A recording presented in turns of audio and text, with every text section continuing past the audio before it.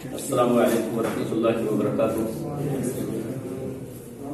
ان الحمد للہ نحمده ونستعینه ونستغفره ونؤمن به ونتوکل علیہ ونعوذ باللہ من شرور انفسنا ومن سیئات اعمالنا من يهده الله فلا مضل له ومن يضلل فلا هادي له واشهد ان لا اله الا الله واشهد ان محمدا عبده ورسوله اما بعد فأعوذ بالله من الشيطان الرجيم بسم الله الرحمن الرحيم يا أيها الناس اتقوا ربكم الذي خلقكم من نفس واحد وخلق منها زوجها وبث منهما رجالا كثيرا ونساء وقال يا أيها الذين آمنوا اتقوا الله حق تقاته ولا تموتن إلا وأنتم مسلمون وقال يا أيها الذين آمنوا اتقوا الله وقولوا قولا سديدا يصلح لكم أعمالكم ويغفر لكم ذنوبكم ومن يطع الله ورسوله فقد فاز فوزا عظيما. تمام قسم کی تعریفیں اللہ رب العالمین کے لیے ہیں اور بے انتہا درود و سلام نازل ہو سید المرسلین رحمت للعالمین جناب محمد رسول اللہ صلی اللہ علیہ وسلم پر. میرے بھائیوں، دوستوں اور بزرگوں، آج کی اس مجلس میں ہم ایک اہم موضوع کو سمجھنے کے لیے یہاں جمع ہوئے ہیں اور وہ موضوع ہے حجیت حدیث، یعنی رسول اللہ صلی اللہ علیہ وسلم کی حدیثیں بھی شریعت میں حجت ہیں. دیکھیے، سب سے پہلے تو ہم یہ سمجھ لیں، ایک عام طور سے یہ چیز سمجھی جاتی ہے کہ قرآن جو ہے وہ اللہ کی طرف سے وحی کردہ ہے، وحی کے ذریعے نازل ہوا ہے. یہ بات صحیح ہے اپنی جگہ. تو یہ سمجھا جاتا ہے کہ صرف قرآن ہی کو اللہ نے وحی کیا ہے. تو ایک بات تو یہ سمجھ لیں، اور اس موضوع کو انشاءاللہ بڑے ہی سنجیدگی سے ہم لوگ سمجھنے کی کوشش کریں گے. ایک بات تو یہ سمجھ لیں کہ جس طریقے سے قرآن وحی ہے، اسی طریقے سے حدیثیں بھی وحی ہیں. یعنی حدیثوں میں جو کچھ اللہ کے نبی علیہ الصلوۃ والسلام نے فرمایا یا جو کچھ عمل کیا، حدیثوں کی جو بھی قسمیں ہیں، یا استقرار، یعنی کوئی عمل دیکھ کر آپ خاموش رہے تو وہ خاموشی، وہ جو کچھ ہے وہ سب کچھ اللہ کے حکم سے تھا. اصل میں وحی کی دو قسمیں ہیں. ایک وحی کہلاتی ہے وحی جلی، یا اس کا نام ہے وحی مطلوع. وحی جلی، وحی مطلوع. وحی مطلوع کا مطلب یہ ہے وہ وحی کہ جس کی تلاوت کی جاتی ہے. اس سے مراد کیا ہے؟ قرآن مجید. اس کی تلاوت کی جاتی ہے، اس کے ایک ایک حرف پر 10 نیکیاں ملتی ہیں، تلاوت کرنے پر اجر و ثواب ملتا ہے. اور ایک دوسری قسم وحی کی کہلاتی ہے وحی خفی غیر مطلوع. وحی خفی غیر مطلوع کا مطلب کہ جس کی تلاوت نہیں کی جاتی. اس سے مراد احادیث ہیں. اس کی تلاوت جیسے قرآن کی جاتی ہے، اس انداز میں اس کی تلاوت نہیں کی جاتی. ایک ایک حرف پر 10 نیکیوں کا وعدہ نہیں ہے.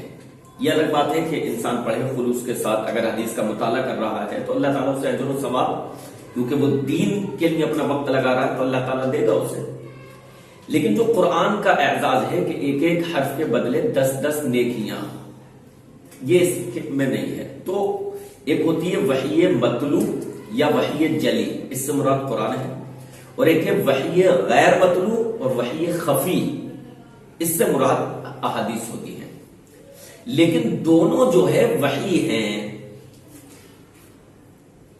دونوں وحی ہیں.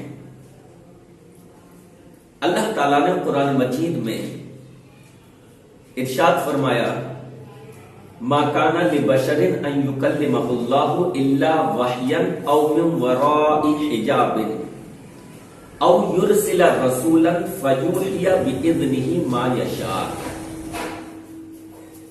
یہ مناسب نہیں کہ اللہ تعالیٰ کسی بھی انسان سے بات کرے سوائے اس کے 3 طریقے بتائے. ایک تو یہ کہ وحی کر دے اللہ. وحی سے مراد یہاں الہام ہے، الہام کرنا یعنی دل میں بات کو ڈال دینا. تو سوائے اس کے کہ یا تو اللہ وحی کرے یا پردے کے پیچھے سے گفتگو کرے، کوئی بات بتائے. اور تیسری قسم یا پھر کسی رسول یا پھر اسے فرشتے کو بھیجے اور ان کے ذریعے اپنا پیغام بھیجے. اللہ تعالیٰ نے جناب محمد رسول اللہ صلی اللہ علیہ وسلم پر ان تینوں طریقے کی وحی، اور یہ تینوں طریقے اللہ تعالیٰ نے آپ علیہ الصلوۃ والسلام کے لیے اختیار فرمائے. کیونکہ جہاں اللہ تعالیٰ نے ان 3 طریقوں کی وضاحت کی کہ یا تو الہام کرے دل میں ڈالے، یا پردے کے پیچھے سے کوئی بات بتائے، یا کسی فرشتے کو بھیج کر اپنا پیغام پہنچائے، اس کے فوراً بعد اللہ نے فرمایا وَكَذَلِكَ أَوْحَيْنَا إِلَيْكَ رُوحًا مِّنْ أَمْرِنَا. ہم نے انہی طریقوں سے آپ کی طرف وحی بھیجی. تو اس سے پتہ چلا اللہ تعالیٰ نے ان تینوں طریقوں کو رسول اللہ صلی اللہ علیہ وسلم کے لیے استعمال کیا. اب ہم یہ دیکھیں کہ قرآن مجید ان میں سے کس طریقے سے نازل ہوا. تو یہ ہم تمام جانتے ہیں، تمام مسلمان جانتے ہیں کہ قرآن مجید حضرت جبرائیل لے کر آئے. ضرورت کے مطابق 1 آیت 2 آیتیں 3 آیتیں جو ضرورت پوری ہوتی تھی اللہ تعالیٰ حضرت جبرائیل کو آیتیں لے کر بھیجتا تھا. جیسا کہ اللہ تعالیٰ نے ارشاد فرمایا وَإِنَّهُ لَتَنزِيلُ رَبِّ الْعَالَمِينَ نَزَلَ بِهِ الرُّوحُ الْأَمِينُ. یہ قرآن جو ہے یہ اللہ رب العالمین کا نازل کردہ ہے، نازل کیا ہوا ہے. اس کو روح الامین یعنی حضرت جبرائیل لے کر آئے، اترے محمد صلی اللہ علیہ وسلم کے پاس. تو قرآن جو ہے اس کی وحی اللہ تعالیٰ نے فرشتے کے ذریعے کی، حضرت جبرائیل کے ذریعے کی. اب سوال یہ پیدا ہوتا ہے کہ وحی کی باقی جو 2 قسمیں ہیں وہ کہاں ہیں؟ قرآن تو پورا کا پورا حضرت جبرائیل کے ذریعے، تھوڑا تھوڑا لیکن پورا جب بھی بھیجنا ہوا حضرت جبرائیل کے ذریعے بھیجا. اب وحی کی دوسری قسمیں جو اللہ نے بیان کی پردے کے پیچھے سے، یہ بھی واقعہ پیش آ گیا معراج میں. اب ایک قسم رہ جاتی ہے کہ الہام، دل میں القاء کرنا. وحی کی یہ شکل اور یہ صورت کہاں ہے؟ میرے بھائیوں دراصل یہی شکل اللہ کا دل میں القاء کر دینا، ڈال دینا، الہام کرنا، یہی حدیث ہے. پیارے نبی علیہ الصلوۃ والسلام شریعت کے معاملے میں کوئی بھی بات اپنی طرف سے، ایک لفظ بھی اپنی طرف سے آپ صلی اللہ علیہ وسلم نہیں بولتے تھے. اللہ تعالیٰ اس کی وحی کرتا تھا یا تو حضرت جبرائیل کے ذریعے تو وہ قرآن بن جاتا تھا، یا پھر یہ کہ حضرت جبرائیل ہی کے ذریعے لیکن اس کو قرآن سے الگ رکھا جاتا تھا، بتایا جاتا تھا کہ یہ قرآن کا حصہ نہیں ہے، یا پھر یہ کہ اللہ تعالیٰ دل میں ڈال دیتا تھا، القاء کر دیتا تھا.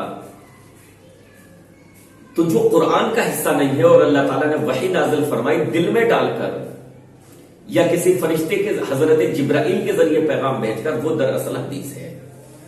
رسول اللہ صلی اللہ علیہ وسلم نے شریعت کے معاملے میں، دین کے معاملے میں ایک بات بھی اپنی طرف سے نہیں بولی. جب ایک بات بھی آپ نے اپنی طرف سے نہیں بولی تو شریعت میں، اسلام میں جس طریقے سے قرآن ہمارے لیے دلیل ہے اسی طریقے سے حدیث بھی ہمارے لیے دلیل ہے. اور اس کی دلیل کہ آپ علیہ الصلوۃ والسلام نے کوئی ایک بات بھی اپنی طرف سے نہیں بولی، اس کی دلیل یہ ہے اللہ تعالیٰ نے ارشاد فرمایا وَمَا يَنطِقُ عَنِ الْهَوَىٰ إِنْ هُوَ إِلَّا وَحْيٌ يُوحَىٰ. رسول اللہ صلی اللہ علیہ وسلم اپنی طرف سے کوئی بات نہیں بولتے، یعنی دین کی باتیں آپ کی طرف وحی کی جاتی ہے وہی آپ بولتے ہیں، جو بھی آپ کی طرف وحی کی جاتی ہے. تو جس طریقے سے قرآن ہمارے لیے لائق اتباع ہے، یعنی اس کی اتباع اور پیروی کرنی چاہیے، اسی طریقے سے رسول اللہ صلی اللہ علیہ وسلم کی حدیثیں بھی ہمارے لیے لائق اتباع ہیں، ان کی بھی پیروی کرنی پڑے گی۔ اچھا، میں اس کی چند مثالیں آپ کو دے دوں کہ بہت ساری چیزیں ایسی ہیں جو قرآن میں نہیں ہے، اور قرآن ہی سے اشارہ ملتا ہے کہ اللہ تعالیٰ نے ان کی وحی پیارے نبی علیہ الصلوۃ والسلام کی طرف کی ہے۔ مثال کے طور پر قرآن کی جو ترتیب ہے وہ نزول کے اعتبار سے نہیں ہے، نازل الگ ترتیب سے ہوا ہے اور موجودہ جو ترتیب ہے یہ الگ ہے۔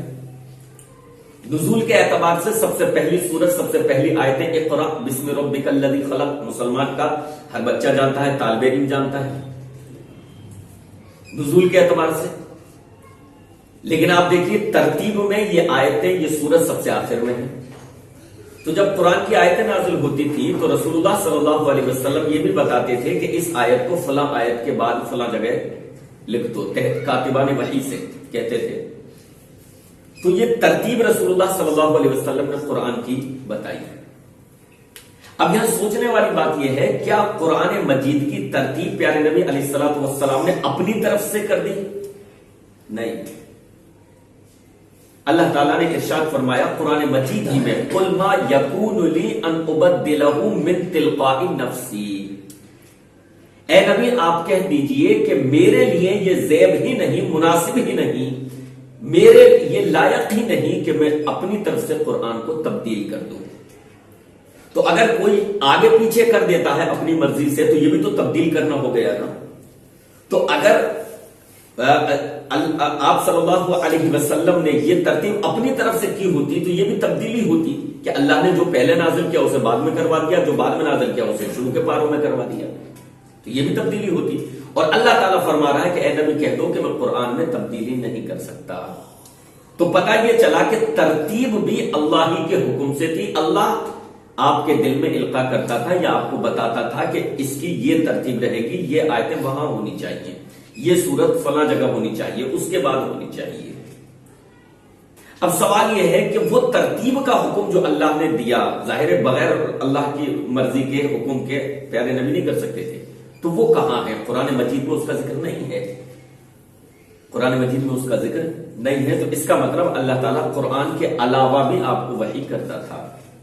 اچھا، ایک اور مثال، ایک واقعہ ہے، آپ صلی اللہ علیہ وسلم نے ایک مرتبہ اپنی ایک بیوی کو کوئی راز کی بات بتائی، پھر آپ نے ساتھ میں یہ بھی بتایا کہ یہ راز کی بات کسی کو بتانا مت، لیکن بیوی سے غلطی ہو گئی اور انہوں نے آپ علیہ الصلوۃ والسلام کے اس راز کو کسی کو بتا دیا۔ آپ کو تو نہیں پتا تھا کہ میری بیوی نے یہ راز بتا دیا ہے۔ اللہ تعالیٰ نے، کیونکہ اللہ تو عالم الغیب ہے، اللہ تعالیٰ جانتا ہے، اللہ تعالیٰ نے بیوی کی اس خطا کو، اس غلطی کو آپ علیہ الصلوۃ والسلام کو بتا دیا کہ آپ نے جو اپنی بیوی کو وہ راز بتایا تھا وہ انہوں نے فلاں کو بتا دیا ہے۔ تو رسول اللہ صلی اللہ علیہ وسلم نے دریافت کیا کہ میں نے جو تمہیں راز بتایا تھا تم نے وہ فلاں کو بتا دیا، کھول دیا؟ تو بیوی حیران، کہا کہ آپ کو کس نے بتایا؟ تو کہا مجھے تو اس ذات نے بتایا ہے جو جاننے والا ہے، خبر رکھنے والا ہے۔ اس واقعے کا ذکر خود قرآن مجید میں موجود ہے۔ یہ دلیل میں قرآن سے دے رہا ہوں، حدیث کو ماننے کی دلیل یہ قرآن سے۔ اس واقعے کا ذکر قرآن میں موجود ہے کہ وَإِذْ أَسَرَّ النَّبِيُّ إِلَىٰ بَعْضِ أَزْوَاجِهِ، نبی نے اپنی ایک بیوی سے راز کی بات کہی اور بیوی نے کسی اور کو بتا دی۔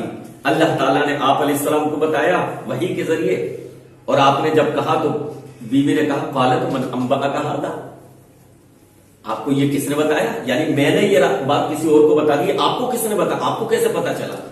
تو آپ علیہ الصلوۃ والسلام نے فرمایا قال نبأنی العلیم الخبیر، مجھ کو ذات نے بتایا ہے جو جاننے والا ہے، خبر رکھنے والا ہے۔ اب سوال یہ پیدا ہوتا ہے کہ اللہ تعالیٰ نے، بیوی نے کسی اور کو بتایا اور اللہ تعالیٰ نے وحی کے ذریعے آپ علیہ الصلوۃ والسلام کو بتایا کہ آپ کی بیوی نے یہ خبر فلاں کو بتا دی ہے، آپ کی کا یہ راز، یہ پورے قرآن میں کہیں نہیں ہے۔ تو یہ چیز پھر کہاں ہے؟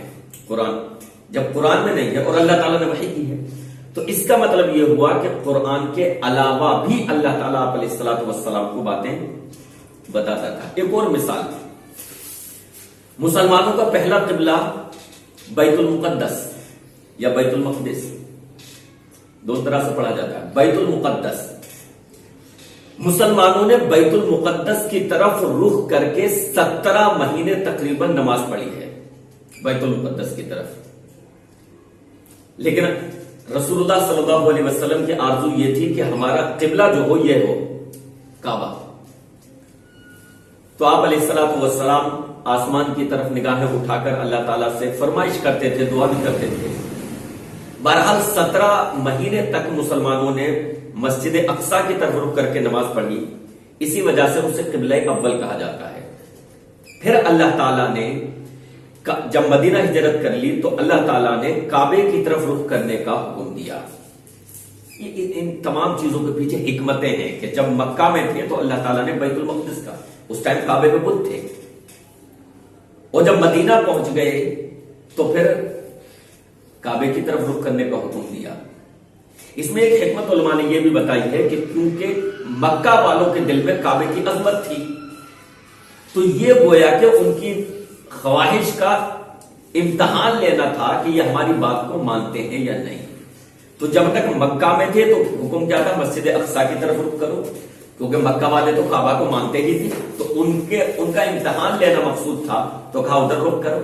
اور جب مدینہ آ گئے تو پھر حکم ہوا کہ اب کعبے کی طرف جو آپ کا قبلہ بننے ہی والا ہے مستقبل میں، اس کی طرف رخ کرو. تو 17 مہینے تک مسجد اقصی کی طرف رخ کر کے مسلمانوں نے نماز پڑھی ہے. پھر اس کے بعد 17 مہینے کے بعد اللہ تعالیٰ نے کعبے کو قبلہ بنانے کا حکم دیا، اور اللہ تعالیٰ نے ارشاد فرمایا کہ ہم نے جو قبلہ بنایا تھا وہ پہلا مسجد اقصی، اس کی طرف رخ کرنے کا حکم دیا تھا وہ اس وجہ سے تاکہ ہم جان لیں کہ تم میں سے کون رسول کی بات ماننے والا ہے، پیروی کرنے والا ہے، اور کون وہ ہے جو اپنی پیروں کے بل اسلام سے پھر جانے والا ہے. اب سوال یہ پیدا ہوتا ہے کہ مسلمانوں نے جو 17 مہینے تک مسجد اقصی کی طرف رخ کر کے نماز پڑھی ہے، یعنی اول قبلہ، اس کا ذکر قرآن مجید میں، جبکہ اللہ تعالیٰ کیا فرما رہا ہے؟ اللہ تعالیٰ فرما رہا ہے کہ پہلے قبلے کا ذکر کر رہا ہے کہ وہ پہلا قبلہ جو تھا، جس قبلے پر آپ تھے، وہ اس وجہ سے تاکہ ہم لوگوں کو جانچ لیں، پرکھ لیں. لیکن پورے قرآن میں مسجد اقصی کے قبلے کے تعلق سے کوئی بات، اس کی تفصیلات نہیں ملتی. تو اس سے پتا چلا قرآن کے علاوہ بھی ایسی چیزیں تھیں کہ اللہ تعالیٰ آپ کو بتاتا تھا اور وہ قرآن کا حصہ نہیں ہے، اللہ تعالیٰ وحی کرتا تھا. میرے بھائیوں، ایک بات سمجھ لیجئے، حدیث کا انکار کر کر کبھی بھی ایک مسلمان اسلام پر عمل نہیں کر سکتا. حدیث کا انکار کر کے انسان یہ سمجھے کہ میں قرآن پر تو چلو عمل کر لوں گا، لیکن حقیقت یہ ہے کہ حدیث کا انکار کر کے وہ قرآن پر بھی عمل نہیں کر سکتا. دیکھیے، قرآن کو سمجھنے کے لیے بھی حدیث کی ضرورت پڑے گی. بلکہ اللہ تعالیٰ نے قرآن مجید کو نازل فرمایا تو ساتھ میں یہ بھی کہا، فرمایا وَأَنزَلْنَا إِلَيْكَ الذِّكْرَ لِتُبَيِّنَ لِلنَّاسِ مَا نُزِّلَ إِلَيْهِمْ. فرمایا کہ ہم آپ کی طرف جو کچھ نازل فرماتے ہیں اے نبی، ہم آپ کی طرف نازل کرتے ہیں تاکہ آپ اس کی وضاحت کر دیں لوگوں کے لیے.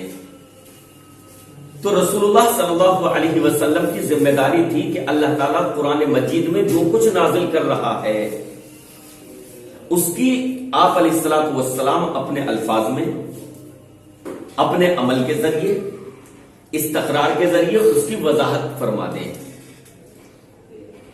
تو اللہ تعالیٰ نے جو ارشاد فرمایا وَأَنزَلْنَا إِلَيْكَ الذِّكْرَ، کہ ہم آپ کی طرف جو قرآن نازل کرتے ہیں، ذکر نازل کرتے ہیں، یہ اس لیے تاکہ لِتُبَيِّنَ لِلنَّاسِ، آپ لوگوں کے لیے اس کی وضاحت کر دیں. اب سوال یہ ہوتا ہے اللہ جو نازل کرتا ہے قرآن وہ تو موجود ہے، اور آیت میں یہ بھی ہے کہ تاکہ آپ لوگوں سے اس کی وضاحت کر دیں، تو وہ وضاحت کہاں ہے؟ وہ وضاحت حدیث ہے۔ تو جب تک ان حدیثوں کا اقرار ایک مسلمان نہیں کرے گا، ان پر عمل نہیں کرے گا، تب تک اس کا ایمان مکمل نہیں ہو سکتا، اس کا اسلام مکمل نہیں ہو سکتا، اور اسلام پر وہ عمل نہیں کر سکتا، قرآن پر وہ عمل نہیں کر سکتا۔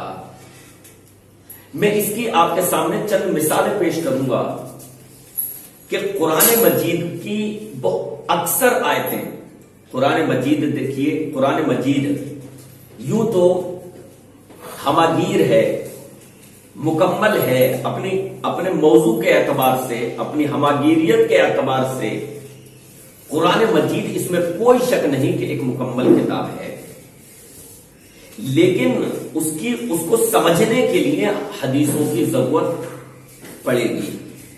آئیے میں چند مثالیں اس کی دے کر آپ کے سامنے اس کی وضاحت کر دوں کہ بغیر حدیثوں کے، بغیر رسول اللہ صلی اللہ علیہ وسلم کی وضاحت کے قرآن مجید کو نہیں سمجھا جا سکتا، اور بغیر حدیثوں پر عمل کیے ہوئے، بغیر حدیثوں کو سامنے رکھے ہوئے قرآن مجید پر عمل بھی نہیں کیا جا سکتا۔ دیکھیے قرآن مجید میں آیتیں جو ہے وہ کئی طرح کی ہیں۔ بعض جگہ قرآن مجید میں کسی واقعے کی طرف صرف اشارہ کیا ہے، سمجھ رہے؟ قرآن مجید میں کسی واقعے کی طرف صرف اشارہ کیا ہے، لیکن اس کی تشریح کے اس اشارے سے مراد کون ہے یہ ہمیں حدیث میں ملے گی۔ اس کی مثال دے دوں آپ کو، اللہ تعالیٰ نے ارشاد فرمایا قرآن مجید میں وَعَلَى الثَّلَاثَةِ الَّذِينَ خُلِّفُوا، اللہ تعالیٰ نے ان تینوں کی طرف توجہ فرمائی کہ جن کا معاملہ ملتوی کر دیا گیا تھا، یعنی چھوڑ دیا گیا تھا کہ بعد میں دیکھا جائے گا۔ تو اب قرآن میں صرف یہ آیت ملتی ہے کہ اللہ تعالیٰ نے پھر توجہ فرمائی، یعنی ان کی توبہ کو قبول فرمایا، ان تینوں کی کہ جن کا معاملہ ملتوی کر دیا گیا تھا۔ قرآن میں صرف اشارہ ہے تین کا کہ ان تینوں کی طرف۔ اب پورا قرآن پڑھ جائیے آپ، الحمد سے لے کر والناس تک پورا قرآن، پورے قرآن میں آپ کو یہ تشریح کہیں نہیں ملے گی کہ ان تین سے مراد کون ہے۔ اب جو لوگ حدیث کا انکار کرتے ہیں، جو منکرین حدیث ہیں، اور یہ غلط فہمی پالے ہوئے ہیں یا جان بوجھ کر یہ غلط فہمی پھیلا رہے ہیں کہ حدیث کی ضرورت نہیں ہے، حدیث حجت نہیں ہے، ہم ان سے دریافت کریں گے، ہم ان سے سوال کریں گے کہ ان تین سے مراد کون ہے، وضاحت کیجئے۔ میرے بھائیوں، اگر وہ انصاف کا دامن تھامے رہیں اور سنجیدگی کے ساتھ اگر جواب دینے کی کوشش کریں تو ان سے جواب اس کا، وہ تین کی وضاحت نہیں کر سکتے کہ تین سے مراد کون ہے۔ آیت میں صرف اشارہ ہے وَعَلَى الثَّلَاثَةِ الَّذِينَ خُلِّفُوا، اللہ نے توجہ فرمائی ان تین کی طرف، صرف اشارہ ہے۔ اب ایک وہ شخص جو حدیث کا انکار کرتا ہے وہ ان تین کی تشریح کیسے کرے گا؟ ہمیں قرآن میں اس کی تشریح نہیں ملتی۔ جب ہم حدیث کی طرف جاتے ہیں، جب ہم احادیث کا مطالعہ کرتے ہیں تو پتا چلتا ہے کہ اس سے مراد وہ واقعہ ہے، مشہور واقعہ کعب بن مالک والا، جس میں یہ تین مسلمان، کعب بن مالک اور ان کے دو ساتھی، جنگ سے پیچھے رہ گئے تھے، مدینہ میں ہی رہ گئے تھے کہ آج جائیں گے، کل جائیں گے، اور پھر پیارے نبی علیہ الصلوۃ والسلام جنگ سے واپس بھی آ گئے۔ منافقین جو تھے وہ جھوٹ بول بول کر اپنی باتیں رکھنے لگے، عذر رکھنے لگے، آپ نے انہیں معاف کر دیا، لیکن ان تینوں مسلمانوں نے بالکل سچ بولا، جھوٹ نہیں بولا کہ اللہ کے رسول ہم جا سکتے تھے، ہم پہنچ بھی سکتے تھے، لیکن سستی کی وجہ سے، کاہلی کی وجہ سے کہ آج جاتے ہیں کل جاتے ہیں، معاملہ یہاں تک پہنچ گیا کہ آپ واپس آ گئے۔ رسول اللہ صلی اللہ علیہ وسلم نے فرمایا کہ آپ لوگ جاؤ، یعنی جو جھوٹ بولے تھے منافقین انہیں تو معاف کر دیا، لیکن جو اہل ایمان سچ بولے تھے تینوں، کہا کہ ٹھیک ہے تم جاؤ یہاں تک کہ تمہارے بارے میں وحی نہ آ جائے۔ یہ لوگ پریشان تھے۔ حضرت کعب بن مالک کا واقعہ حدیث کی کتاب میں بڑا ہی دل پذیر واقعہ ہے کہ ان کا بائیکاٹ تک کر دیا گیا. مسلمانوں کو حکم ہوا کہ ان سے بات چیت نہ کرو، ان سے گفتگو مت کرو. حضرت کعب بن مالک سے لوگوں نے بولنا چالنا چھوڑ دیا. یہاں ان کے ایک دم جو قریبی لوگ تھے ان تک نے ان سے تعلق توڑ لیا. تقریباً 40 دنوں کے بعد اللہ تعالیٰ نے ان کی توبہ کو قبول فرمایا، اور اللہ تعالیٰ نے، اور یہ اپنے گھر پر چھت پر نماز پڑھ رہے تھے، فجر کے وقت ایک شخص گھوڑے پر آیا، غبار اڑ رہا تھا، اور اس نے آتے ہی کہا کہ کعب تمہاری توبہ قبول ہو گئی ہے، اللہ تعالیٰ نے تمہارے سلسلے میں وحی نازل فرما دی ہے. یہ پہنچے اور پیارے نبی علیہ الصلوۃ والسلام کے پاس پہنچے. آپ علیہ الصلوۃ والسلام مسکرا رہے تھے اور آپ نے بتایا کہ کعب اللہ نے تمہاری توبہ قبول کر لی. اس واقعے کی طرف اشارہ ہے. واقعہ وہ بہت لمبا ہے، لیکن اس واقعے کی طرف آیت میں قرآن میں صرف اتنا ایسا اشارہ ہے، وَعَلَى الثَّلَاثَةِ الَّذِينَ خُلِّفُوا. اللہ نے توجہ فرمائی ان کے حال کی طرف. اب جب تک انسان حدیثوں کو نہیں مانے گا، حدیثوں کو حجت نہیں مانے گا، اس کو قرآن مجید کی تشریح کے طور پر نہیں پڑھے گا، اس کا اقرار نہیں کرے گا، تب تک وہ اس آیت کو صحیح ڈھنگ میں نہیں سمجھ سکتا. تو وہ قرآن مجید کو بھی صحیح سمجھنے کے قابل نہیں رہا. اچھا، ایک چیز. نمبر 2، قرآن مجید میں بعض مشکل آیتیں ہیں، یعنی اس سے انسان کچھ ہم پڑھیں گے تو کچھ سمجھیں گے، لیکن حدیث سے وضاحت ہوگی کہ اس کا کیا مطلب ہے. اس میں سے ایک مثال میں آپ کے سامنے پیش کروں. رسول اللہ صلی اللہ علیہ وسلم نے ارشاد فرمایا کہ جس شخص کا قیامت کے دن حساب لیا گیا وہ ہلاک ہو جائے گا. بخاری شریف کی روایت.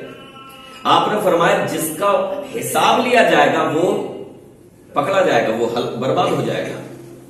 حضرت عائشہ نے ایک آیت پیش کی، ان کے ذہن میں اشکال آیا کہ اللہ کے رسول صلی اللہ علیہ وسلم، اللہ تعالیٰ تو ارشاد فرماتا ہے فَأَمَّا مَنْ أُوتِيَ كِتَابَهُ بِيَمِينِهِ فَسَوْفَ يُحَاسَبُ حِسَابًا يَسِيرًا، کہ جس کا نامہ اعمال اس کے داہنے ہاتھ میں دیا جائے گا اس کا حساب و کتاب آسان ہوگا. آپ نے کیا فرمایا کہ جس سے حساب لیا جائے گا وہ تو گیا پھر کام سے. حضرت عائشہ نے آیت پیش کی کہ آیت میں تو یہ ہے کہ نامہ اعمال جس کا داہنے ہاتھ میں دیا جائے گا اس سے حساب و کتاب آسان ہوگا، اور آپ کہہ رہے ہیں کہ حساب کتاب لیا گیا تو پھر ہلاک ہو جائے گا. تو آپ صلی اللہ علیہ وسلم نے فرمایا عائشہ ذاک العرض یعرضون، آیت میں جو یہ ہے کہ اس کا نامہ اعمال دائیں ہاتھ میں دیا جائے گا، اس سے مراد صرف پیشی ہے کہ پیشی کے وقت ان کو ایک اشارہ دے دیا جائے گا نامہ اعمال داہنے ہاتھ میں دے کر کہ بھائی ٹھیک ہے تمہارے صحیح اعمال ہیں تم جنت کی طرف، بائیں ہاتھ میں کہ تمہارے اعمال بد ہیں جہنم والے ہیں تم جہنم کی طرف. تو فرمایا آپ نے اس سے مراد صرف پیشی ہے، اور جس سے حساب کیا جائے گا واقعی اگر کسی سے حساب لے لیا گیا تو پھر وہ اللہ کی گرفت سے نہیں بچ سکتا. اللہ اگر واقعی حساب لینے پر آئے، حساب لے، تو انسان اللہ کی گرفت سے پھر نہیں بچ سکتا. آسانی سے مراد صرف یہ ہے کہ اللہ پیشی کے وقت ان کے ساتھ آسانی کا معاملہ فرمائے گا. حساب ان سے ایک ایک لمحے کا، ان کے ایک ایک جز کا اگر اللہ لے گا تو پھر گرفت ہو جائے گی اس کی. تو آیتوں کے مشکلات کے پیارے نبی علیہ الصلوۃ والسلام نے اپنے الفاظ میں اس کی تسہیل فرمائی، اس کو آسان فرمایا. 2 مثالیں. نمبر 3، قرآن مجید میں بعض آیتیں مبہم ہیں. مبہم کا مطلب کہ بظاہر ہمیں دیکھنے میں لگتا ہے اس کے الفاظ سے کہ اس سے مراد یہ ہے، لیکن حدیث سے اس کی وضاحت ہوتی ہے کہ نہیں، اس سے مراد یہ نہیں ہے بظاہر جو الفاظ نظر آ رہے ہیں، بلکہ اس سے مراد یہ ہے. اس کی بھی ایک مثال دے دوں تاکہ بات کلیئر ہو جائے. قرآن مجید میں روزے کے تعلق سے، سحری کھانے کے تعلق سے ایک آیت ہے. آیت کیا ہے؟ کُلُوا وَاشْرَبُوا حَتَّى يَتَبَيَّنَ لَكُمُ الْخَيْطُ الْأَبْيَضُ مِنَ الْخَيْطِ الْأَسْوَدِ. کھاؤ پیو کھاتے پیتے رہو، سحری کے بارے میں ہے، یہاں تک کہ سفید دھاگا کالے دھاگے سے الگ دکھائی دینے لگے، نمایاں دکھائی دینے لگے۔ سفید دھاگا کالے دھاگے سے بالکل نمایاں، یعنی دونوں دھاگے ہوں تو دکھنے لگے کہ کالا دھاگا ہے یہ اور یہ سفید ہے، تب تک کھا سکتے ہو۔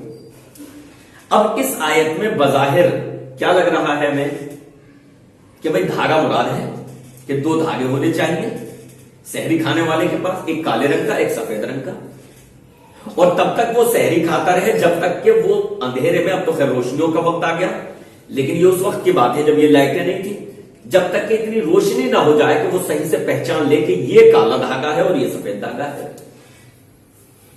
تو ایک ایسا شخص جو حدیثوں کو نہیں مانتا اور یہ کہتا ہے کہ صرف قرآن کو مانوں گا میں، حدیثوں کو نہیں مانتا، اس کو تو چاہیے کہ وہ اسی پر عمل کرے گا، کیونکہ آیت میں یہی حکم ہے کہ تب تک سحری کھاؤ جب تک کہ سفید دھاگا الگ نہ دکھنے لگے کالے دھاگے سے، یعنی دونوں دھاگے الگ الگ دکھنے لگے۔ تو جو حدیثیں نہیں مانتا اس کو تو اسی پر عمل کرنا چاہیے اگر روزہ رکھتا ہے وہ تو، ورنہ عام طور سے جو لوگ منکرین حدیث ہو جاتے ہیں رفتہ رفتہ دل ان کے بیکار ہو جاتے ہیں عبادتوں کی طرف سے ہی۔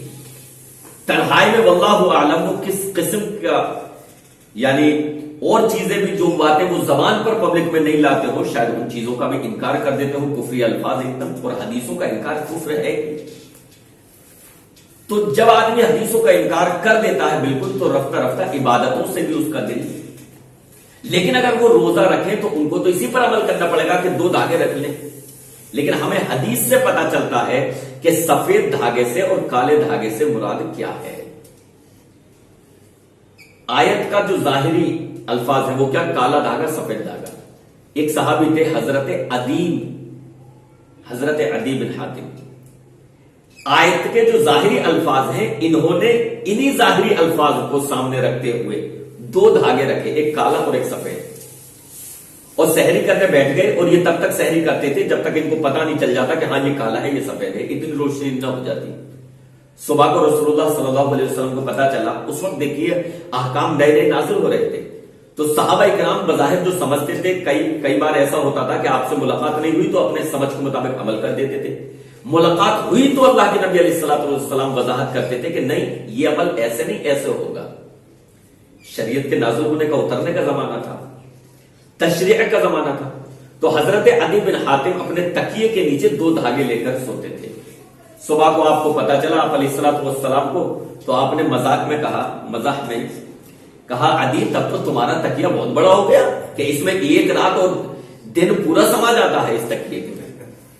پھر آپ نے سنجیدہ ہو کر بتایا، پہلے تو مذاق میں، آپ تھوڑی سی مذاق دل لگی بھی، صحابہ کرام کی تفریح اس کے لیے کرتے تھے، آپ خوش مزاج تھے، بس یہ ہے کہ مذاق میں جھوٹ نہیں ہونا چاہیے، غلط نہیں ہونا چاہیے، لیکن جو مناسب انداز میں آپ صلی اللہ علیہ وسلم مذاق کیا کرتے تھے، ہنسی مذاق، تو آپ نے مذاق میں کہا کہ عدی تمہارا تکیہ تو بڑا ہو گیا کہ اس میں پوری رات سما جائے اور صبح کا اجالا اس میں سما گیا۔ پھر آپ نے وضاحت کی کہ اس سے مراد آیت میں جو کالے دھاگے اور سفید دھاگا ہے، اس سے مراد کالا دھاگا اور سفید دھاگا مراد نہیں ہے، بلکہ مراد رات، کالے دھاگے سے مراد رات کا اندھیرا ہے، اور سفید دھاگے سے مراد صبح صادق کی جو سپیدی ہوتی ہے ہلکی سی، وہ مراد ہے۔ تو جب گھڑیوں کا زمانہ نہیں تھا لوگ اسی سے وقت پہچانا کرتے تھے، اب تو خیر ہمیں گھڑیوں کی عادت ہو گئی تو ہمیں دیکھ کر ہم نہ پہچانتے ہیں نہ اس کی توفیق ہوتی ہے، تو اس وقت لوگ آسمان دیکھ کر ہی وقت کا پتہ لگاتے تھے۔ تو فرمایا آپ نے یہ مراد ہے، کالے دھاگے سے مراد رات کا اندھیرا، اور سفید دھاگے سے مراد جو آسمان پر سپیدی نمودار ہوتی ہے صبح صادق کی، یہ مراد ہے، کالا دھاگا اور سفید دھاگا مت رکھو۔ اب سوچنے والی بات یہ ہے کہ آیت میں سفید دھاگا اور کالے دھاگا ہے صرف، لیکن وضاحت کہاں ہوتی ہے اس مبہم آیت کی؟ حدیث سے توضیح ہوتی ہے کہ اس سے مراد کیا ہے۔ تو اگر انسان حدیث کو نہیں مانتا، حدیث کا انکار کرتا ہے، تو وہ قرآن کی اس آیت پر صحیح طریقے سے عمل نہیں کر سکتا۔ چوتھی چیز، قرآن مجید میں بہت ساری چیزیں مجمل بیان کی گئی ہیں۔ مجمل کا مطلب اجمالن کا مطلب یہ ہے کہ متن کے طور پر، یعنی باتیں بتا دی ہیڈنگ یا چیپٹر کے طور پر، لیکن اس کی تفصیل کہ یہ کیسے کرنا ہے یہ پوری تفصیل آپ کو حدیث میں ملے گی. اس کی بھی چند مثالیں دے دوں. مثال کے طور پر ابھی روزے کا ذکر چل رہا تھا. روزے کے تعلق سے قرآن مجید میں بہت کم چیزیں ملیں گی. صرف یہ ملے گا کہ بھئی روزہ جو ہے صبح سے لے کر غروب آفتاب تک رکھو، صبح صادق سے لے کر غروب آفتاب تک رکھو. لیکن اس کے تفصیلی مسائل جو ہے وہ قرآن مجید میں نہیں ملیں گے. جو تفصیلی مسائل ہیں کہ روزے کی حالت میں کن کن چیزوں سے دور رہنا چاہیے، بیوی سے جو میاں بیوی ازدواجی تعلقات ہیں ان تعلقات سے دور رہنا چاہیے، جھوٹ سے دور رہنا چاہیے، غیبت سے دور رہنا چاہیے، اور دیگر اس طرح کے مسائل. یہ تمام مسائل جو ہے جزیات کے ساتھ تفصیل کے ساتھ صرف حدیث میں ملیں گے. اب اگر ایک شخص صرف قرآن کو مانتا ہے اور وہ روزہ رکھے گا تو اس کا روزہ جو ہے ایک مذاق بن کر رہ جائے گا. وہ روزے پر صحیح طریقے سے عمل ہی نہیں کر سکتا. اچھا ایک اور مثال اسی کے تعلق سے. قرآن مجید میں حج کا حکم ہے. حج کا کہ حج فرض ہے. الحج اشہر معلومات، یہ بھی بتا دیا گیا کہ حج جو ہے یہ اس کے چند مشہور مہینے ہیں. اس میں حج مقرر کیا گیا ہے. اس میں لوگوں کو گندگی سے اور بیہودہ باتوں سے دور رہنا چاہیے حج کرنے کے دوران. یہ موٹی موٹی چیزیں بتا دی گئی. لیکن حج کی جو تفصیل ہے، جو طریقہ ہے، وہ طریقہ آپ کو قرآن مجید میں نہیں ملے گا. حج کرنے کا طریقہ جو تفصیلاً طریقہ ہے، وہ طریقہ کہ کس طریقے سے احرام باندھنا ہے، احرام ہونا چاہیے حاجی کے لیے، یہ خود چیز. احرام، قرآن میں احرام کا بھی ذکر نہیں ملے گا.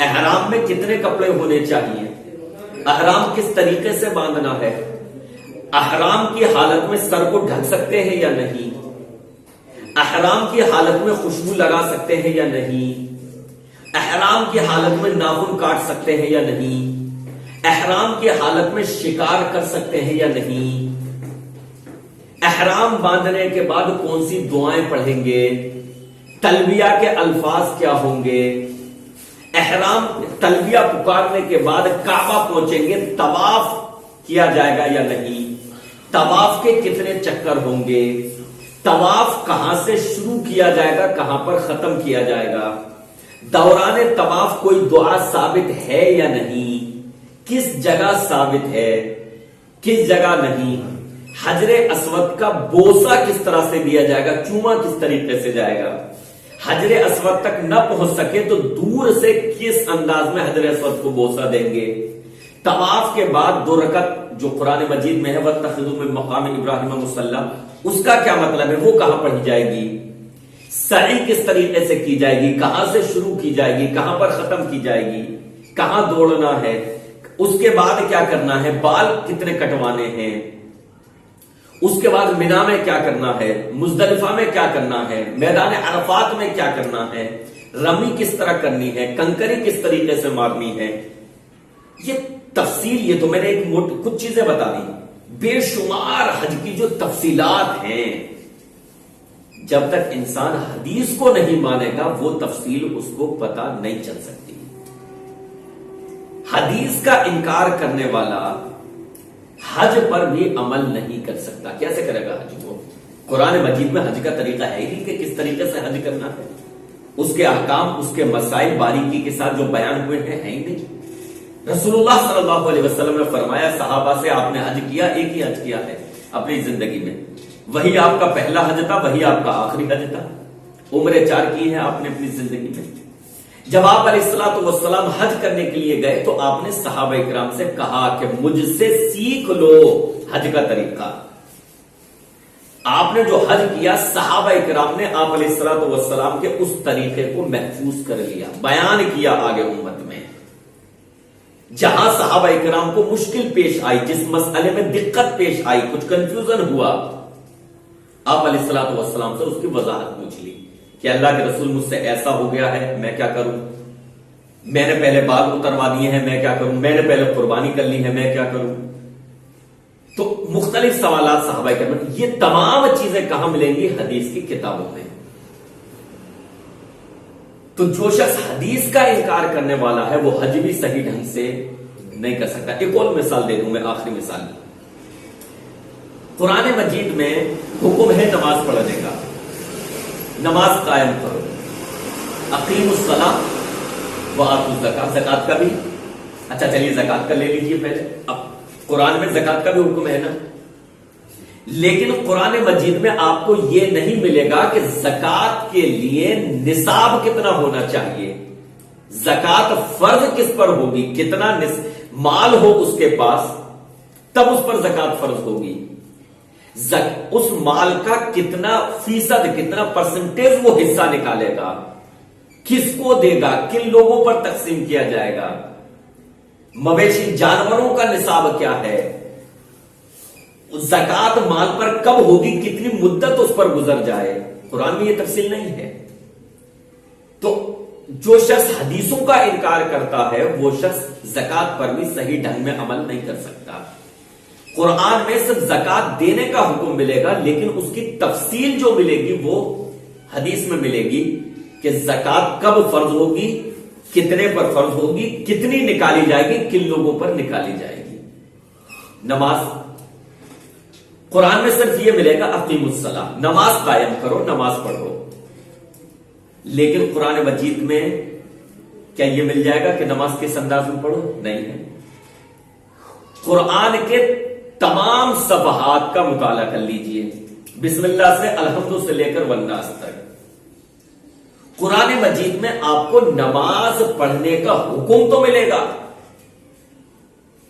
لیکن یہ نہیں ملے گا کہ نماز پڑھنی کس طریقے سے ہے, نماز فرض کس پر ہوتی ہے, نماز پڑھنے والے کا پاک ہونا ضروری ہے, نماز سے پہلے وضو کرنا ضروری ہے, وضو کا طریقہ یہ ہے. قرآن میں وضو کا بھی ملے گا لیکن صرف 4 چیزیں, ہاتھ دھو, چہرہ, ہاتھ, پیر, مسح, کلی کرنی ہے, ناک میں پانی ڈالنا ہے, نماز پڑھنے کے لیے قبلے کی طرف رخ کرنا ہے, نیت کہاں باندھنی ہے, رکوع میں جاتے ہوئے ہاتھوں کی کیفیت کیا رہے گی, رکوع کے بعد اتحیات میں انگلی کی کیفیت کیا رہے گی, سجدے کتنے ہوں گے. قرآن میں یہ ہے کہ ایک رکعت میں کتنے سجدے ہیں, نہیں, رکوع کتنے ہوں گے, نماز کتنے وقت کی ہوگی, وہ کس کس وقت پر پڑھی جائے گی, فجر میں کتنی رکعتیں سنت ہیں, کتنی فرض ہیں, ظہر میں کتنی سنت ہیں, کتنی فرض ہیں, عصر میں کتنی رکعت پڑھنی ہے, مغرب میں کتنی پڑھنی ہے, عشاء میں کتنی پڑھنی ہے, نماز کی ابتدا کہاں سے ہوگی اور نماز ختم کہاں پر ہوگی. یہ پوری تفصیل, یہ تو میں چند مثالیں دے کر موٹی موٹی باتیں بتا رہا ہوں, نماز میں اس سے زیادہ تفصیل ہے, آپ جانتے ہیں. یہ پوری تفصیل, یہ تمام احکام, یہ تمام مسائل حدیث میں ملیں گے. تو میرے بھائیوں, حدیث کو مانے بغیر انسان کا ایمان پورا نہیں ہو سکتا, اسلام پورا نہیں ہو سکتا. قرآن اور حدیث یہ دونوں چیزیں لازم و ملزوم ہیں, ایک دوسرے کے ساتھ ملی ہوئی ہیں. اور اسی وجہ سے رسول اللہ صلی اللہ علیہ وسلم نے ارشاد فرمایا کہ سنو لوگوں, میں تمہارے درمیان 2 چیزیں چھوڑ کر جا رہا ہوں, کتاب اللہ اور سنتی. ایک حدیث کے الفاظ ہیں کہ آپ نے فرمایا کتاب اللہ, اللہ کی کتاب, اور میرے اہل بیت یعنی اہل بیت کا طریقہ, وہ بھی قرآن و حدیث پر چلنے والے تھے. اور ایک روایت کے الفاظ ہیں, آپ نے فرمایا کتاب اللہ و سنتی, اللہ کا قرآن اور میری سنت, میرا طریقہ. اور آپ نے ساتھ میں یہ بھی فرمایا وَلَن يَتَفَرَّقَا حَتَّى يَرِدَا عَلَيَّ الْحَوْض. قرآن اور سنت, قرآن اور حدیث, یہ دونوں ہرگز ایک دوسرے سے جدا نہیں ہوں گے یہاں تک کہ حوض پر مجھ سے ملاقات ہوگی. یعنی حوض پر آپ لوگوں کی مجھ سے, جب تک حوض پر میں ہوں گا اس وقت تک, یعنی قیامت تک قرآن و حدیث ایک دوسرے سے جدا نہیں ہوں گے. قرآن اور حدیث, اسلام ان دونوں چیزوں سے مکمل ہوتا ہے. ان دونوں چیزوں سے مکمل ہوتا ہے. اور رسول اللہ صلی اللہ علیہ وسلم نے اس گروہ کے تعلق سے پیشن گوئی بھی فرمائی تھی کہ جو حدیثوں کا انکار کرتا ہے. آپ علیہ الصلوۃ والسلام نے ارشاد فرمایا تھا، آپ نے فرمایا تھا لوگوں سنو، انی اوتیت الکتاب ومثلہ معہ، مجھے جو ہے کتاب یعنی قرآن مجید دیا گیا ہے اور اسی کی طرح کی ایک اور چیز دی گئی ہے یعنی حدیث. آپ نے فرمایا آنے والے زمانے میں یہ ہوگا کہ ایک شخص تکیے سے ٹیک لگائے ہوئے بیٹھا ہے اور وہ کہے گا کہ ہمارے لیے قرآن کافی ہے، اس میں جو چیزیں ہیں بس اس کو مانو، جو حلال ہے اس کو مانو، جو حرام ہے اس کو مانو، اس کے علاوہ ہمیں کسی چیز کی ضرورت نہیں ہے. آپ نے اس فتنے کی، اس گروہ کی پیشن گوئی فرمائی تھی کہ ایک شخص تکیے سے ٹیک لگائے ہوئے ہوگا اور یہ کہے گا کہ قرآن کافی ہے یعنی حدیث کا انکار کرے گا.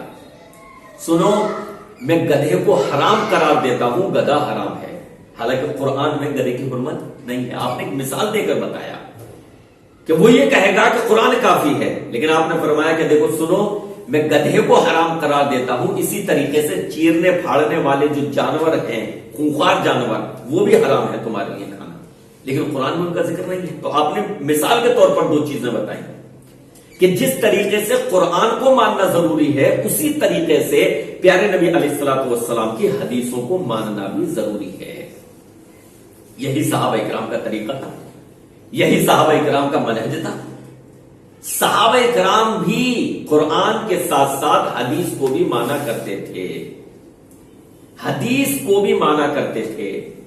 بلکہ صحابہ کرام کا منہج یہ تھا، صحابہ کرام کا طریقہ یہ تھا کہ جب ان کے پاس کوئی حدیث آتی، انہیں کوئی بات نبی علیہ الصلوۃ والسلام کی بتائی جاتی تو وہ فوراً آمنا و صدقنا، اپنے موقف کو چھوڑ دیتے تھے، اپنی بات کو چھوڑ دیتے تھے، اس کے مطابق فیصلہ کرتے تھے. قرآن کی آیت انہیں بتائی جاتی تو اس کے مطابق فیصلہ کرتے، حدیث بتائی جاتی تو اس کے مطابق فیصلہ کرتے. وہ فرق نہیں کرتے تھے کہ بھئی ہم قرآن کی تو مانیں گے، حدیث کی نہیں مانیں گے، یہ فرق نہیں کرتے تھے. حضرت ابوبکر صدیق رضی اللہ عنہ کے پاس ایک عورت آئی اور اس نے کہا حضرت ابوبکر صدیق سے کہ میں اپنے پوتے کے وراثت میں حصہ چاہتی ہوں. تو حضرت ابوبکر صدیق نے کہا کہ میں اماں قرآن میں اور سنت میں یعنی نبی علیہ الصلوۃ والسلام کی حدیث میں تمہارے لیے کوئی حصہ نہیں پاتا، یعنی میرے علم میں نہیں ہے، قرآن و حدیث میں آپ کے لیے پوتے کی وراثت میں کوئی حصہ نہیں ہے. حضرت ابوبکر صدیق نے کن چیزوں کا نام لیا؟ دو چیزوں کا، قرآن کا اور حدیث کا. صرف یہ نہیں کہا کہ قرآن میں نہیں پاتا، قرآن میں میراث کے تعلق سے آیتیں ہیں، یہ نہیں کہا کہ صرف قرآن میں، بلکہ کہا قرآن میں اور حدیث میں. لیکن ایک شخص نے بتایا، ایک صحابی نے بتایا، حضرت مغیرہ نے رضی اللہ عنہ، کیونکہ اس وقت بھائی اب تو تمام حدیث صحابہ کرام کی تمام باتیں جو انہوں نے بیان کی، نبی کی تمام باتیں کتابوں میں جمع ہو گئی، لیکن اس وقت وہ جمع ہونے کا زمانہ تھا. کوئی بات ایک صحابی کو پتا ہے، بہت سارے صحابہ کو، کوئی ایک صحابی غافل ہے کہ انہیں نہیں پتا چل سکا، وہ اس ٹائم سفر پہ تھے یا اس مجلس میں نہیں تھے، بعد میں انہیں پتا چلا. تو حضرت ابوبکر صدیق نے جب کہا تو حضرت مغیرہ نے یہ خبر دی، کہا کہ نہیں، میں گواہ ہوں اس بات کا، اللہ کے نبی علیہ الصلوۃ والسلام نے پوتے کی وراثت میں دادی کو حصہ دیا ہے، چھٹا حصہ دیا ہے. تو حضرت ابوبکر نے فوراً اپنے موقف سے رجوع کر لیا اور اس عورت کے حق میں چھٹے حصے کا فیصلہ کیا. حدیث کو مانا، سنت کو مانا، یہ نہیں کہا کہ نہیں قرآن میں نہیں ہے، بلکہ نبی کی بات آئی ٹھیک ہے. حضرت ابن عباس، دیکھیے عورت کی جس کے شوہر کی وفات ہو جائے اس کی عدت 4 مہینے 10 دن. جو عورت حمل سے ہو، امید سے ہو، اس کی عدت جو ہے وضع حمل کی، اس کے یہاں ولادت ہو جائے وہی اس کی عدت ہے، ولادت ہوگی تو اس کی عدت ختم. تو حضرت ابن عباس رضی اللہ عنہ کا موقف یہ تھا، کیونکہ ایک مسئلہ یہ پیش آ سکتا ہے کہ بھائی کوئی خاتون جو حمل سے ہے تو وہ عدت کون سی گزارے گی، اپنی وضع حمل والی یا یہ 4 مہینے 10 دن کی. تو حضرت ابن عباس کا موقف یہ تھا کہ اس میں سے جو مدت اس کی زیادہ ہو اس پر وہ عمل کرے، اگر وضع حمل اس کی زیادہ مدت ہے، مثال کے طور پر اس کے شوہر کا وفات ہوئی اور 4 مہینے کہ اس کے یہاں امید سے تھی، تو ابھی اس کو انتظار کرنا پڑے گا 5 مہینے اور وضع حمل کے لیے. تو ان کا موقف یہ تھا کہ وہ لمبی مدت پر عمل کرے 5 مہینے کے بعد. اور اگر وضع حمل جلدی ہے تو وہ 4 مہینے 10 دن پر عمل کرے. مثال کے طور پر 8 ماہ ہو چکے تھے کہ اس کے شوہر کی وفات ہو گئی، تو اب 1 مہینے کے بعد اس کی وضع حمل ہو جانا. تو حضرت ابن عباس کا موقف یہ تھا کہ نہیں، 4 مہینے 10 دن کی مدت وہ پوری کریں. لیکن ایک خاتون نے بتایا، اپنا واقعہ بتایا کہ میرے شوہر کی وفات ہوئی تھی اور میں امید سے تھی، تو رسول اللہ صلی اللہ علیہ وسلم نے میری عدت وضع حمل کو یعنی ولادت ہی کو مقرر کیا. تو حضرت ابن عباس اور حضرت علی رضی اللہ عنہ، 2 صحابیوں کا موقف تھا. حضرت ابن عباس اور حضرت علی رضی اللہ عنہ نے اپنے موقف سے رجوع کر لیا اور کہا کہ ہاں بھائی ٹھیک ہے، جب نبی کی حدیث مل گئی تو پھر یہی صحیح ہے کہ خاتون کی جو عدت ہے وہ وضع حمل ہے، وہ چاہے 1 ماہ کے بعد ہو جائے یا 2 ماہ کے یا 3 مہینے کے بعد، وہ وضع حمل ہی پر عمل کرے گی، اسی میں اس کی عدت ہو جائے گی.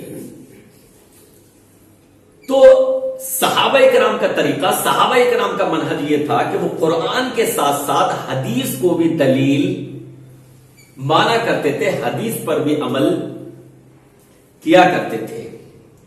صحابہ کرام حدیث میں اور قرآن میں اس معنی میں کہ اس کو دلیل مانیں گے اور اس کو دلیل نہیں مانیں گے، اس معنی میں فرق نہیں کرتے تھے. ویسے تو فرق ہے، قرآن کو پڑھنے، قرآن معجزہ، اس کو معجزہ کہا جاتا ہے. قرآن کو پڑھنے سے ایک لفظ پر 10 نیکیاں ملتی ہیں، تو فرق تو ہے. اور قرآن اللہ کا کلام ہے، حدیث بھی اللہ ہی کی بات ہے لیکن نبی علیہ الصلوۃ والسلام کے الفاظ میں ہے. قرآن اللہ کی بات ہے لیکن اللہ ہی کے الفاظ ہیں، حدیث بھی اللہ ہی کی بات ہے لیکن نبی علیہ الصلوۃ والسلام کے الفاظ ہیں. یہ فرق ہے. لیکن اس حیثیت سے کہ دلیل جو ہے وہ دونوں ہیں، اس اعتبار سے دونوں میں فرق نہیں ہے. قرآن بھی دلیل ہے اور حدیث بھی دلیل ہے. تو صحابہ کرام کا یہی طریقہ تھا، یہی موقف تھا، یہی منہج تھا. اور اللہ تعالیٰ نے قرآن مجید میں صحابہ کرام کے طریقے پر ہی چلنے کا حکم دیا ہے. بعض لوگ ایسے آئے کہ جنہوں نے حدیثوں کا انکار کیا، پورے گروہ پیدا ہو گئے جو حدیثوں کا انکار کرنے والے بنے. ایک طرف روافض نے ان حدیثوں کا، جہاں ایک طرف روافض نے ان حدیثوں کا انکار کر دیا کہ جو حدیثیں صحابہ کرام کی شان میں تھی. روافض نے ان حدیثوں کا انکار کر دیا. ان حدیثوں کو تو مان لیا جو اہل بیت کی شان میں تھی، لیکن ان حدیثوں کا انکار کر دیا جو صحابہ کی شان میں تھی. تو خوارج نے ان حدیثوں کا انکار کر دیا جو اہل بیت کی شان میں تھی. ایک اور فرقہ اٹھا، معتزلہ، جہمیہ، فرقہ معتزلہ، انہوں نے ان حدیثوں کا انکار کر دیا جو اللہ تعالیٰ کی صفاتوں سے تعلق رکھتی تھی. پھر اور کئی لوگ پیدا ہوئے، عبداللہ چکڑالوی، پرویز نام کا ایک جنہوں نے مفہوم القرآن کے نام سے قرآن کی تفسیر بھی کی، اور بھی کئی اہم شخصیات، ایسے نام کہ جن کے نام سن کر ہم چونک جائیں. بعض نے کلی طور پر حدیثوں کا انکار کیا کہ حدیثوں کو نہیں مانیں گے، حشمت علی، اور بھی کئی لوگ جو نامی گرامی لوگ ہیں، نامی گرامی لوگ. بعض نے کلی طور پر انکار کیا کہ حدیثوں کو نہیں مانیں گے، اور بعض نے کلی طور پر انکار نہیں کیا. انہوں نے یہ کہا کہ ہم حدیثوں کو عقل پر تولیں گے، جو حدیثیں عقل کے مطابق ہیں ان کو مانیں گے، اور جو عقل پر فٹ نہیں بیٹھتی، عقل قبول نہیں کرتی، ہم اس حدیث کو نہیں مانیں گے. میرے بھائیوں، حدیث کو انکار کرنے کا یہ بھی ایک دروازہ ہے کہ عقل پر تولا جائے. اگر انسان عقل پر تولنے لگے تو وہ صرف حدیثوں کا نہیں، وہ قرآن کا بھی انکار کر بیٹھے گا. آپ کو مثال دے دوں، اللہ تعالیٰ نے حضرت ابراہیم کا واقعہ قرآن میں بیان کیا اور کہا قلنا یا نار کونی بردم و سلامن علی ابراہیم. حضرت ابراہیم کو آگ میں ڈال دیا گیا تھا توحید سمجھانے کے جرم میں. انہوں نے ان کے بت توڑ دیے تھے، تو حضرت ابراہیم کو آگ میں ڈالا، اللہ نے مدد فرمائی اور آپ کو کیا حکم دیا؟ اے آگ کونی بردم و سلامن علی ابراہیم، ابراہیم کے لیے ٹھنڈی اور سلامتی والی ہو جا۔ ٹھنڈی یعنی ابراہیم کو جلانا مت، اور آگ نے حضرت ابراہیم کو نہیں جلایا۔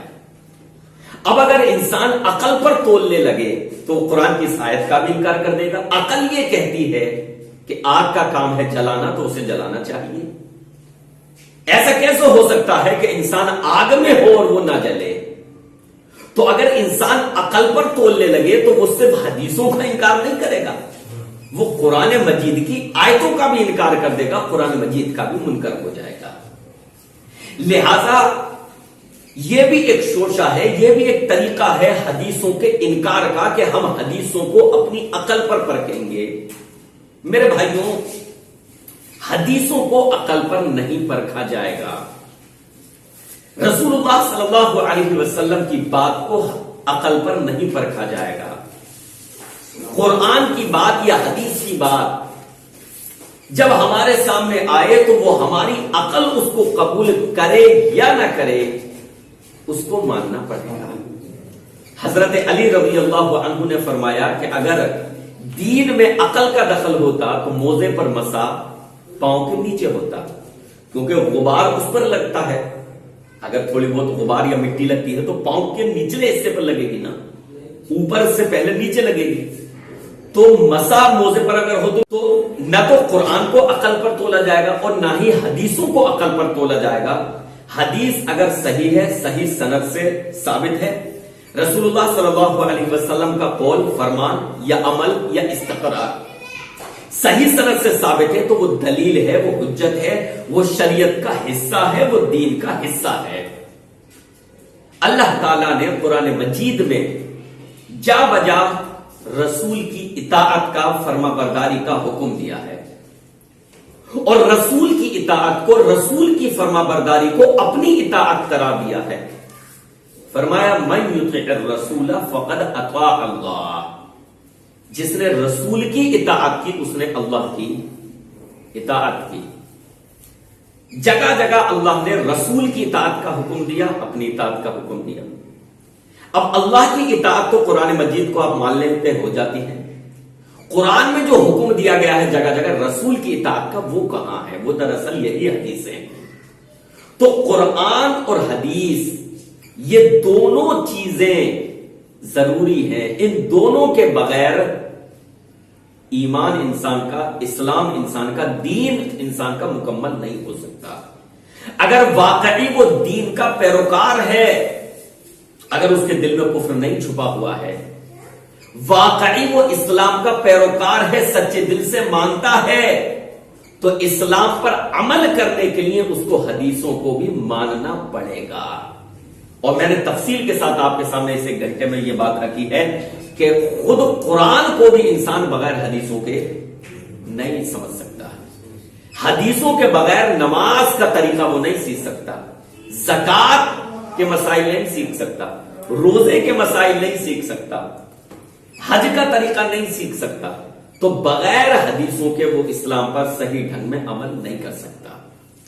لہذا ہم کو قرآن اور حدیث دونوں چیزوں پر عمل کرنا ہے۔ لہذا میرے بھائیوں، یہ جو ایک فتنہ اٹھ رہا ہے، انکار حدیث کا فتنہ، اس فتنے کو ختم کرنے کی ہمیں کوشش کرنی چاہیے۔ اور اس طریقے کے اللہ نہ کرے وسوسے اگر کسی کے دل میں آئیں تو اسے فوراً استغفار پڑھنا چاہیے، اللہ سے توبہ کرنی چاہیے، اللہ اس فتنے سے ہمیں محفوظ رکھے۔ یہ معمولی فتنہ نہیں ہے، یہ انسان کو کفر تک لے جاتا ہے۔ حدیثوں کا انکار قرآن کے انکار تک لے جاتا ہے۔ محض حدیثوں کا انکار خود کفر ہے، لیکن انسان پھر قرآن کا بھی انکار کر بیٹھتا ہے۔ رشتہ داروں کو، دوستوں احباب کو آگاہ کرنا چاہیے، جہاں یہ فتنہ اٹھے اس سے متعلق لٹریچر جو ہے